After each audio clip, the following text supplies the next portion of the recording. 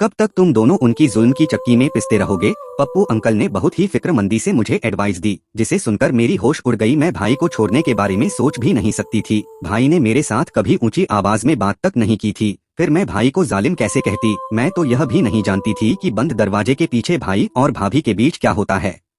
Pappu uncle की बात सुनकर मैं सोच के समंदर में डूब गई। बहुत सोचने के बावजूद भी मुझे भाई की कोई ऐसी बात याद नहीं आई थी जिससे मैं उन्हें जालिम करार देती, लेकिन भाभी की तड़प और आंसू भाई को जालिम साबित करते थे। पप्पू अंकल मुझे स्कूल से लेकर घर चले आए और खुद भी अंदर आ गए। भाभी हम दोनों को देखकर खुश हो गई थी, हमारे लिए फौरन खाना लगा दिया। मैं बहुत ज्यादातर थक गई थी, इसलिए सोने के लिए अपने कमरे में आ गई।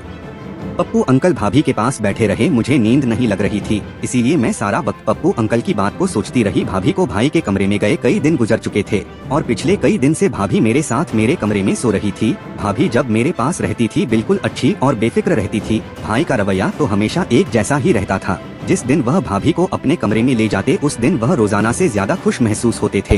कई दिन बाद भाई भाभी को फिर अपने कमरे में ले गए थे और मैं सारी रात बेचैनी से करवट बदलती रही थी। भाभी जब सुबह भाई के कमरे से निकली तो उन्हें ठीक तरह से चलना भी नहीं आ रहा था और वह एक पैर जमीन पर घसीट घसीट कर बड़ी मुश्किल से चल रही थी। मैंने भाभी से पूछा कि भाभी तुम्हारे पाँव में क्या हुआ है? तो कहने लगी छोटी छोटी बातों पर ध्यान ना दिया करो और दिल लगाकर पढ़ाई करो। अगर तुम्हारा रिजल्ट अच्छा नहीं आया तो तुम्हारे भाई उसका जिम्मेदार भी मुझे ही समझेंगे।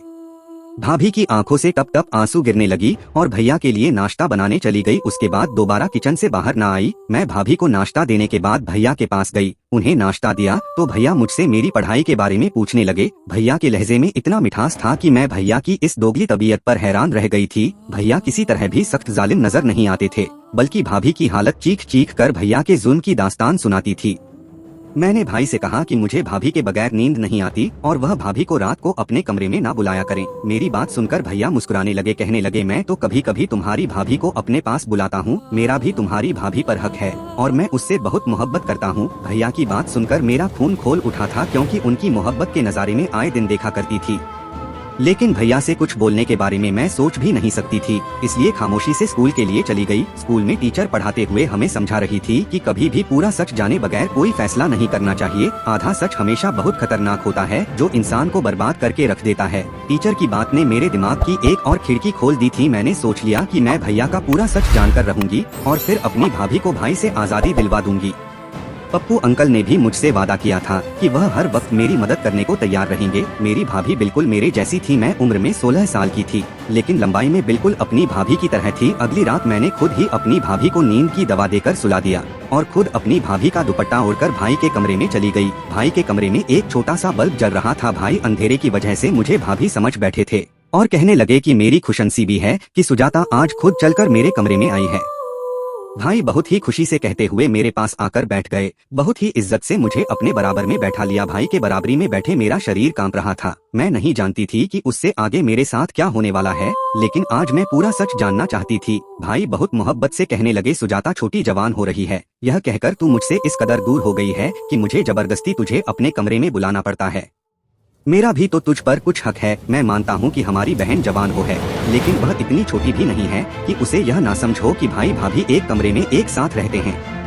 तू सारा दिन काम करके थक जाती है, चल अब सुकून से सो जा। मैं तुझे अपने करीब देखकर खुश हो जाता। भाई को अंधेरे की वजह से मेरा चेहरा नजर नहीं आ रहा था और भाई ने खुद ही मुझे अपने तकिए पर लेटा दिया। वह बहुत आहिस्ता आहिस्ता बातें करने लगे। वह कह रहे थे कि अपनी आमदनी का कुछ हिस्सा उन्होंने जमा कर लिया है, जिससे वह मेरी शादी करेंगे। उसके बाद जो कुछ भाई ने कहा वह सुनकर मेरे होश उड़ गए।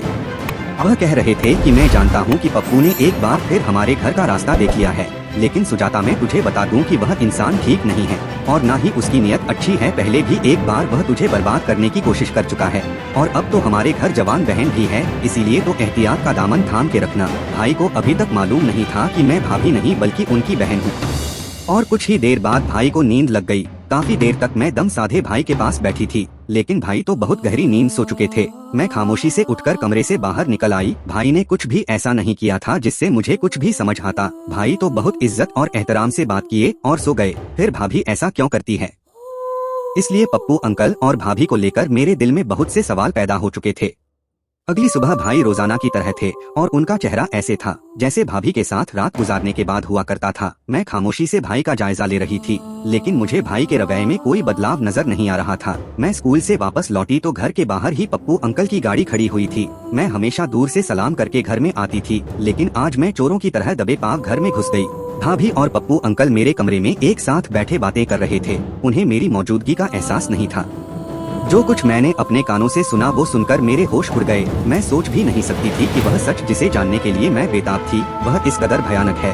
भाभी पप्पू अंकल से हंसकर बात कर रही थी कि मैंने अपनी ननद के दिल में उसके भाई के खिलाफ पूरी तरह नफरत का बीज बोया है और अब वह दिन दूर नहीं है जब मेरी ननद अपने भाई के खिलाफ खड़ी हो जाएगी। वह जबरदस्ती मुझे अपने साथ इस रिश्ते में बांध कर रखा हुआ है, लेकिन अब मैं आज़ादी चाहती हूँ। वह मुझे कमरे में लेकर जाता है और मुझसे बात करते करते ही सो जाता है, लेकिन जैसे ही मैं बाहर निकलती हूँ तो अपना हुलिया खुद ही खराब कर लेती हूँ। मैंने छोटी के दिल में यह बात अच्छी तरह बिठा दिया है कि उसका भाई मुझ पर जुल्म करता है। एक दिन तो मैंने खुद ही अपनी सूट का आस्तीन तक फाड़ डाला था। मैं चाहती हूँ कि जब मैं उससे आज़ादी की बात करूँ तो मेरी ननद मेरी ढाल बन जाए और मुझे अपनी ननद को छोड़कर उसके घर से ना निकलना पड़े। छोटी तो दुनिया को मेरी बेगुनाही और अपने भाई के जुल्म की दास्तां सुना देगी और मैं छोटी को लेकर तुम्हारी जिंदगी में शामिल हो जाऊंगी। भाभी की बात सुनकर पप्पू अंकल हंसते हुए कहने लगी कि हाँ, मैंने छोटी से भी कह दिया है कि उसे जब भी मेरी मदद की जरूरत होगी मैं चला आऊंगा। तब भाभी पप्पू अंकल से कहने लगी कि पहली की तरह तुम मेरे साथ बेवफाई ना करना। एक बार पहले भी तुम मुझे बीच रास्ते में छोड़कर चले गए थे। उस वक्त मेरे पति ने मुझे माफ करके अपनाया था। तब पप्पू अंकल मेरी भाभी का हाथ पकड़कर कहने लगे कि मैंने बहुत मजबूरी में तुम्हारा हाथ छोड़ा था, क्योंकि मेरे घर वाले इस बात के बिल्कुल खिलाफ थे कि मैं एक शादीशुदा औरत से रिश्ता करूं। लेकिन अब मुझे रोकने वाला कोई नहीं है और मैं पूरे दिल से तुम्हें अपना लूंगा और तुम्हारी ननद को हम अच्छे दामों में विदेश में बेच देंगे।